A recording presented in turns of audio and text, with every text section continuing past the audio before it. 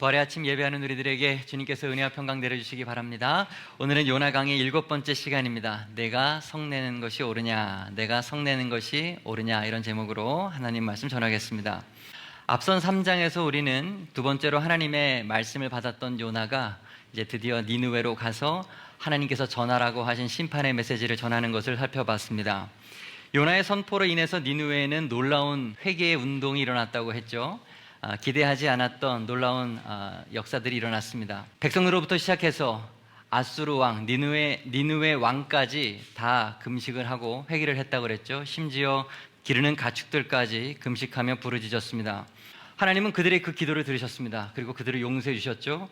니느웨에 내리겠다 하셨던 재앙을 하나님은 거두셨습니다. 요나사가 그렇게 끝났으면 해피엔딩이잖아요.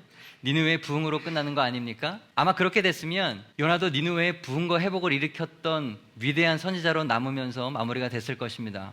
그런데 사장이 남아있죠. 사장은 갑자기 요나가 성질내는 장면으로 시작을 합니다. 1절입니다. 요나가 매우 싫어하고 성내며. 잘 이해가 안 돼요. 하나님의 선지자로 가라고 하신 곳에 가서 하나님 말씀 전했고 기대하지 않았던 수많은 열매도 얻었습니다. 니느웨에서의 사역은 성공적이었지 않습니까? 지금 누구보다도 기뻐해야 되는 것이 요나일 텐데, 감사해야 되는 것이 요나일 텐데 지금 불평을 오히려 터뜨리고 있습니다. 요나서 1장으로 돌아간 것 같아요. 하나님께 불순종했던 그때 다시 옛날로 돌아간 거죠. 하나님의 은혜를 잊어버린 겁니다. 여러분, 이것을 은혜 망각 증세라고 해요. 하나님께서 나에게 베풀어 주셨던 은혜를 기억하지 못한다. 옛날 죽을 것 같았던 때를 다 잊어버린 것이죠. 기가 막힐 웅덩이와 수렁에서 건져주시고 살려주신 하나님의 그 은혜를 다 잊어버리고 시간 지나면서 그 감사, 감격 다 사라져버린 것을 말합니다. 오늘 구원을 얻은 것이 너무 당연한 거예요. 나는 구원받아 마땅한 사람이라고 스스로 그렇게 착각에 빠져 있는 것입니다. 요나는 그렇게 은혜 망각 증세에 빠져 있습니다. 우리는 요나를 통해서 우리의 자신의 모습을 발견할 수가 있습니다. 은혜를 그렇게 받아도 우리는 참 안 변해요. 은혜를 그토록 받았는데 우리는 변하지 않습니다. 요나를 보세요. 물고기 뱃속에서 사흘을 살지 않았습니까? 니느웨에 가서 하나님 말씀도 전했습니다. 기대 이상의 부흥의 체험도 했습니다. 겉으로 볼 때는 순종한 것 같고 많은 귀한 일들이 일어난 것 같은데, 하나님께 크게 쓰임을 받은 것 같은데 안 변했어요. 옛날이랑 똑같습니다. 그렇습니다. 내가 뭔가 특별한 체험을 했다고 해서 내가 변한 것은 아니에요. 내가 하나님의 일을, 어떤 특별한 일을 감당하고 그 일을 통해서 큰 열매를 맺은 것처럼 보여도 그것이 내가 변한 증거가 되는 것은 아닙니다. 저는요, 제가 목사 안수 받은 날을 잊을 수가 없습니다. 안수 받고 그 다음날 저는 참으로 놀랐습니다. 왜냐하면 제가 하나도 안 변했기 때문입니다. 너무 당황스러워서 친구에게 전화까지 했습니다. 너도 안 변했니? 나도 안 변했다. 여러분, 우리들의 외적인 모습이 변했다고 해서 착각하면 안 돼요. 내가 어떤 직분을 받았다고 해서 그것이 내 믿음을 가리키는 것은 아닙니다. 내가 선 그 자리가 내 믿음이 아니죠. 내가 맡은 그 귀한 일이 나의 믿음을 증명해 주는 것은 아니에요. 우리의 속사람이 중요한 거죠. 보이지 않는 마음의 중심을 하나님은 보시고 그것을 가지고 우리의 믿음을 평가하시는 것, 그것이 하나님이시죠. 사실 우리는 잘 안 변합니다. 변할 것 같은데 변하지 않는 모습, 이런 요나의 모습은 사실 오늘 우리들의 모습이랑 똑같아요. 하나님께서 우리들에게 베풀어 주신 은혜는 너무나도 큰데 받은 은혜에 비해서 우리의 변화는 너무나도 미미한 것이죠. 이 아침 요나에게서 우리의 모습을 발견할 수 있었으면 좋겠습니다. 신앙의 성숙이라는 것은 이렇게 나의 연약한 모습을 정직하게 마주하는 데서 시작이 되는 것이죠. 사도 바울이 말했습니다. 내 능력이 약한 데서 온전하여짐이라, 내가 약한 그때에 강함이라.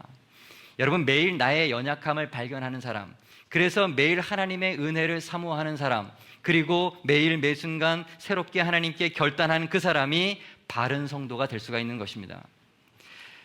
자, 이제 요나의 내면을 좀 들여다보고 싶습니다.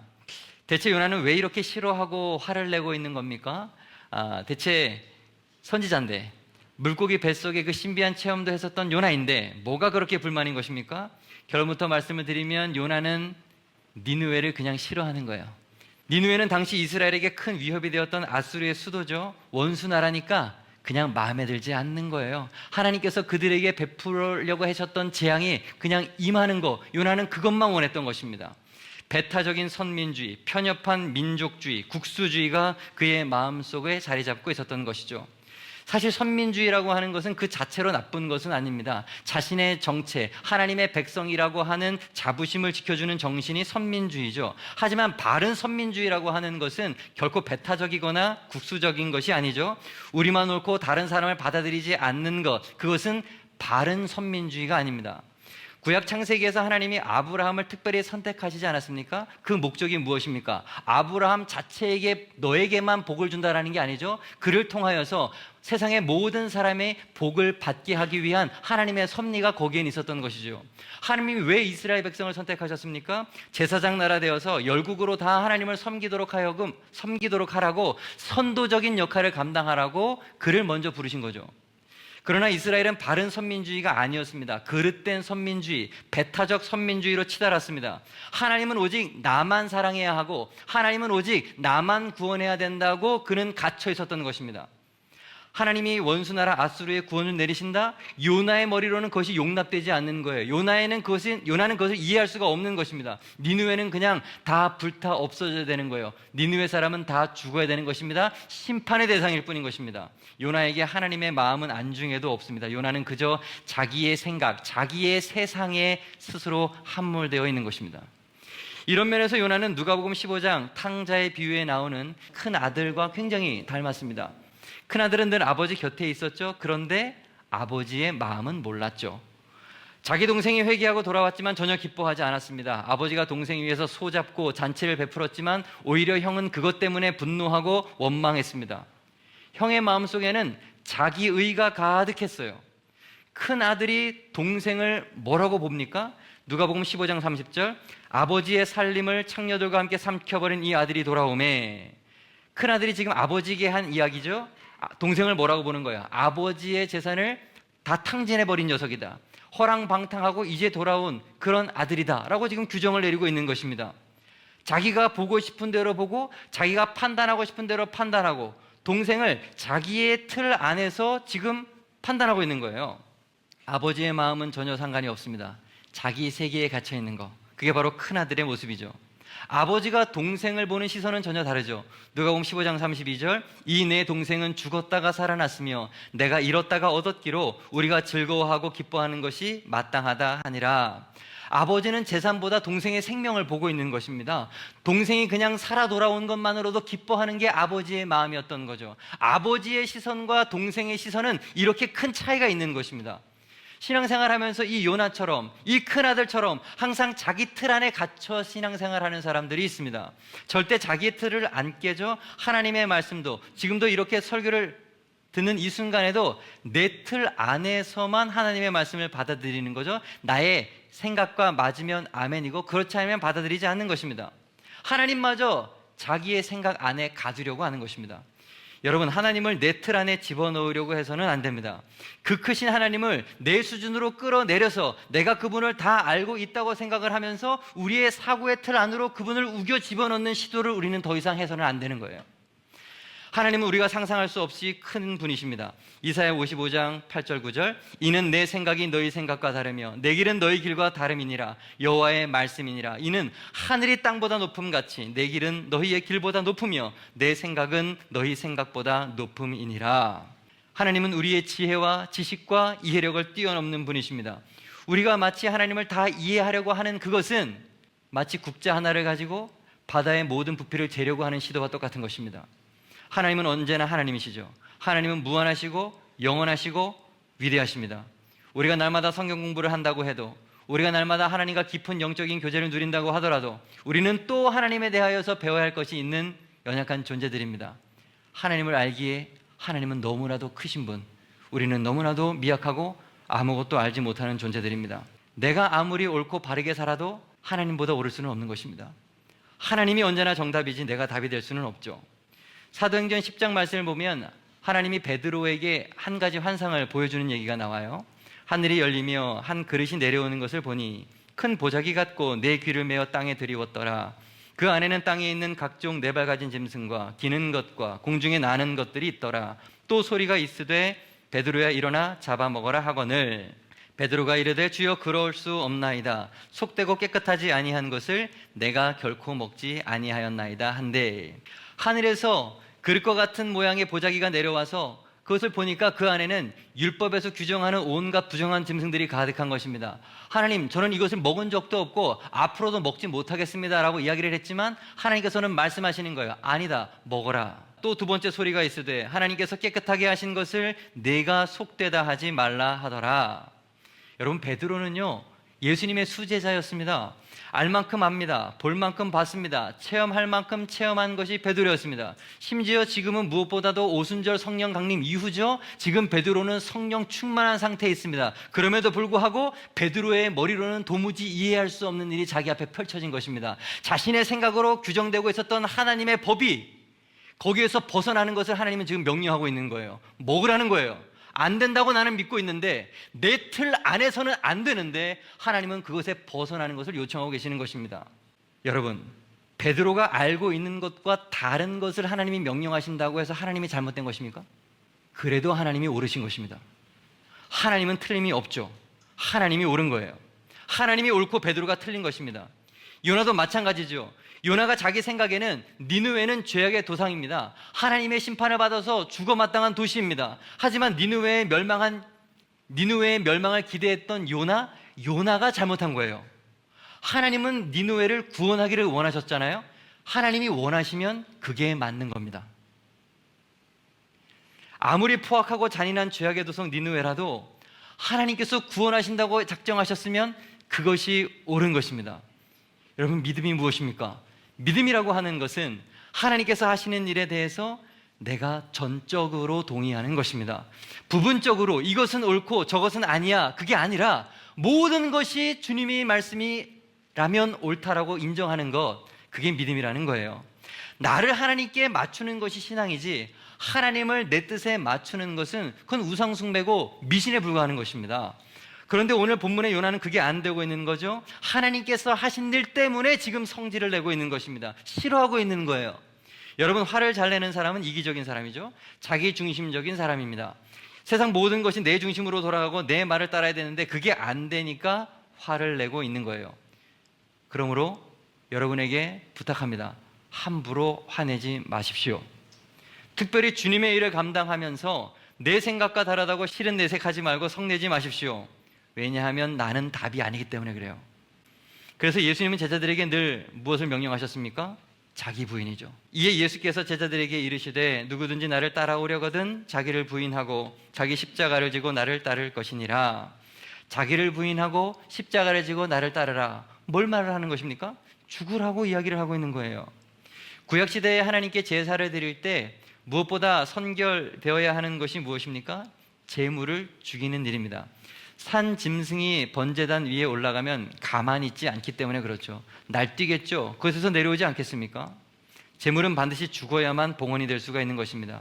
마찬가지로 우리도 우리의 자아를 죽일 때에만 하나님께 드려질 만한, 하나님께서 받으실 만한 인생이 되는 것이죠. 자기를 부인하고 하나님의 뜻에 전적으로 복종할 수 있는 우리 모든 성도 되기를 간절히 소망합니다. 계속해서 오늘 2절 말씀을 보겠습니다. 여호와께 기도하여 이르되 여호와여 내가 고국에 있을 때 이러하겠다고 말씀하지 아니하였나이까? 그러므로 내가 빨리 다시스로 도망하였사오니 주께서는 은혜로우시고 자비로우시며 노하기를 더디하시며 인애가 크시사 뜻을 돌이켜 재앙을 내리지 아니하시는 하나님이신 줄을 내가 알았음이니이다. 요나는요, 고향 땅에서 하나님이 니느웨에 가서 심판을 명해라, 말해라 라고 말했을 그때부터 하나님께서 니느웨를 용서할 거라는 걸 알았다는 거예요. 자신이 심판의 복음을 선포하면 그들이 돌이키고 하나님께서 그들을 용서해 주실 것을 이미 알았다는 것입니다. 그래서 불순종했다는 거예요. 그래서 니느웨로 가지 않고 다시스로 가는 배를 탔다라고 지금 자기 정당을 하고 있는 것입니다. 하나님을 나는 잘한다는 거죠. 은혜로우시고 자비로우시고 노하기를 더디하시고 인애가 크신 분이라는 것을 알았기 때문에 불순종했다. 니느웨를 용서할까 봐 불순종했다.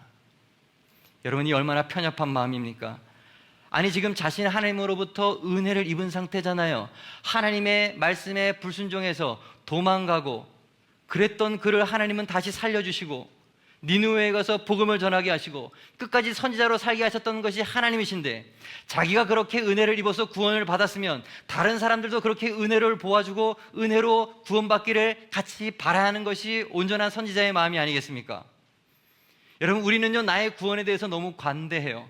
나는 나니까 구원받을 만하다고 생각을 합니다. 그런데 다른 사람의 구원에 대해서는 한없이 인색하고 한없이 엄격합니다. 누가복음 15장에서 나오는 큰 아들처럼 어떻게 저런 인간을 받아줄 수 있느냐는 거죠. 나는 되는데 쟤는 안 되는 거죠. 여러분, 요나는요, 하나님의 은혜를 알면서도, 자기가 그 은혜를 받았으면서도 그 마음은 닫혀 있는 것입니다. 요나에게 필요한 것이 무엇입니까? 넓은 마음, 관용의 마음, 포용하는 마음, 용납하는 마음, 받아주는 마음이 필요한 것입니다. 여러분, 은혜를 입었으면 마음이 넓어져야 됩니다. 신앙이 자랄수록, 연수가 클수록 다른 사람에 대한 관용의 마음이 넓어지고 점점 깊어져야 하는 것이죠. 우리는 자꾸 내 기준으로 사람을 판단하고 사람을 정죄하고 결론 내리는데, 하나님께서 받아줬던 사람이라면 나도 받아주는 게 마땅하지 않겠습니까?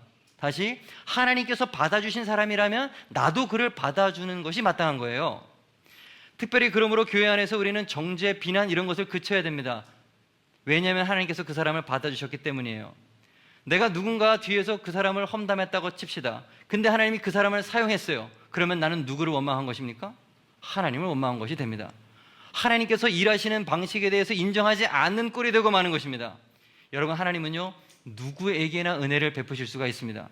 그 은혜로 오늘 내가 이렇게 구원을 얻은 것이죠. 그러므로 나도 마음을 넓히고 고개를 들어서 누군가를 포용할 수 있는 넓은 마음을 가져야 되는 것입니다. 누가복음 6장 27절이야. 그러나 너희 듣는 자에게 내가 이르노니 너희 원수를 사랑하며 너희를 미워하는 자를 선대하며 너희를 저주하는 자를 위하여 축복하며 너희를 모욕하는 자를 위하여 기도하라. 빌립보서 4장 5절, 너희 관용을 모든 사람에게 알게 하라. 주께서 가까우시니라. 마지막 때가 오면 올수록 믿는 자가 무엇을 해라는 것입니까? 관용을 알게 하라. 너희의 마음이 넓다는 것을, 누구든지 다 받아들일 수 있다는 것을, 정죄하지 않고 판단해서 끝나는 것이 아니라 포용할 수 있는 사람이 되라고 말씀하고 있는 것이죠. 그런 여러분 되기를 바랍니다. 하나님의 성도는 마음이 넓어야 돼요. 마지막으로 하나만 더 말씀을 드리고 싶습니다. 우리가 가진 성경에는 보이지 않지만 히브리어 원어 성경을 보면 2절과 3절 말씀에 나라고 하는 단어가 무려 9번이나 등장합니다. 반복되는 이야기지만 요나는 자기밖에 모르는 거예요. 하나님 앞에서도 자신을 정당화하고 있는 것입니다. 나는 잘못이 없다는 거죠. 하나님이 잘못했다라고 말하고 있는 것입니다. 3절에 보면 아예 이제 내 생명을 거두어 가옵소서, 생명 주신 하나님께 인간으로서 할 수 있는 최대한의 반항, 최대한의 불평, 나 이제 죽여주십시오, 그 얘기를 하고 있는 것입니다. 하나님의 무엇이 잘못이라고 말하는 겁니까? 은혜로우시고 자비로우시고 노하기를 더디하시고 인애로우신 거, 그래서 니느웨를 멸망하지 않고 구원하신 거, 그게 잘못됐다는 거예요. 그렇습니다. 요나는 하나님의 은혜로우신 것 때문에 화가 났어요. 하나님의 자비로우심 때문에 짜증났습니다. 하나님께서 노하시는 것을 더디하심 때문에 신경질 났습니다. 인애가 크신 것 때문에 분노하고 있습니다. 질문, 여러분, 이것이 하나님이 잘못하신 것입니까? 이게 하나님이 잘못하신 것입니까? 아닙니다. 하나님은 요나에게 잘못하신 것이 없어요. 요나는 혼자 하나님에 대해서 오해하고 혼자 상처받고 혼자 기분 나쁘고 혼자 화내고 있습니다. 가장 피곤한 사람이 이런 부류 아닙니까? 혼자 재발에 걸려 넘어져 놓고서 남 탓하는 사람. 분명히 말씀드립니다. 하나님이 요나를 화나게 한 것이 아니라 요나 혼자 화를 낸 거예요. 하나님은 잘못한 것이 없으십니다. 내 마음에 안 들면 일단 하나님 탓하고 하나님 원망하는 사람들이 있습니다. 잘 생각해 보십시오. 정말 하나님이 잘못했습니까? 내 욕심, 내 생각, 내 편견, 내 고집 때문입니다. 마태복음 20장 포도원 주인이 품꾼들을 불러다가 일을 시키는 그런 이야기가 기록되어 있죠. 아침 일찍 나가서 한 데나리온의 품삯을 약속하면서 자기의 포도원에 품꾼들을 모으죠. 이른 아침 새벽 6시부터 오전 9시, 낮 12시, 오후 3시, 오후 5시까지도 그는 길거리에서 아무 일도 하지 않는 사람들을 품꾼으로 데려다가 일을 쓰죠. 나중에 날이 저물어서 하루 일한 품삯을 나누어 줍니다. 가장 마지막에 온 사람, 오후 5시에 와서 고작 1시간 일한 사람에게 한 데나리온을 다 줍니다. 하루 품삯 전부를 준 거예요. 오후 3시에 와서 일한 사람, 그 사람에게도 동일하게 한 데나리온을 줍니다. 정오에 온 사람에게도 한 데나리온, 9시에 온 사람에게도 한 데나리온. 앞에 온 사람들이 주인을 원망하죠. 받은 후 집주인을 원망하여 이르되 나중 이 사람들은 1시간밖에 일하지 아니하였거늘 그들을 종일 수고하고 더위를 견딘 우리와 같게 하였나이다. 화내는 거죠. 당신 잘못하고 있다고. 그때 주인이 뭐라고 말합니까? 주인이 그 중에 한 사람에게 대답하여 이르되 친구여 내가 네게 잘못한 것이 없노라. 내가 나와 한 데나리온의 약속을 하지 아니하였느냐. 여러분, 하나님은 우리들을 향하여서 잘못하신 것이 없습니다. 우리들에게 약속하신 것은 우리들에게 갚아주시는 분, 약속을 이루시고 우리들에게 가장 좋은 것을 주시는 분이십니다. 하나님을 원망하지 않는 우리가 되기를 바랍니다. 하나님은 늘 신실하시고 좋으신 우리의 아버지가 되십니다. 오늘 말씀 정리합니다. 내가 성내는 것이 옳으냐? 첫째, 은혜를 그렇게 받아도 우리는 참 안 변합니다. 두 번째, 하나님을 내 틀 안에 집어넣으려 해서는 안 됩니다. 세 번째, 믿음은 하나님께서 하시는 일에 대하여 전적으로 동의하는 것입니다. 넷째, 은혜를 입었으면 무엇보다 마음이 넓어져야 합니다. 마지막으로 다섯 번째, 하나님은 잘못이 없습니다. 기도하겠습니다.